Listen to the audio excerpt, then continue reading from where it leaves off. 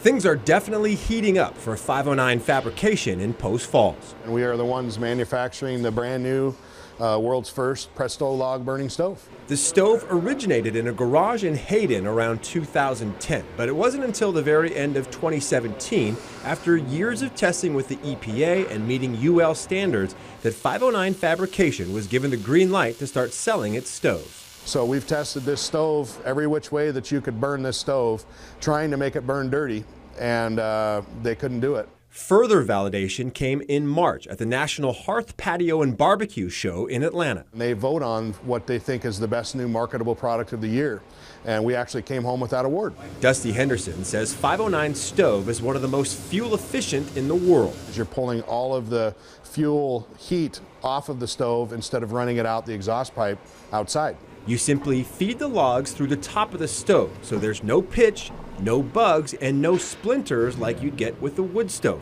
And there's almost no cleanup either. And it burns all night long on a load of fuel that you don't have to clean it out but about once every 2 weeks.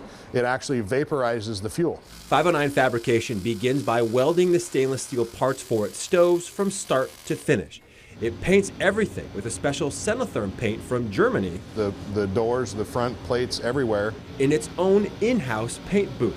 The stoves are then finished in assembly. We design our own electrical harness, and then we're having a company that's just across the freeway put those together for us, and then we install them on the stove. Henderson says the stoves can be used in your home, your shop, or your cabin. Wherever you want to put this stove, it'll heat up to 2,500 square feet.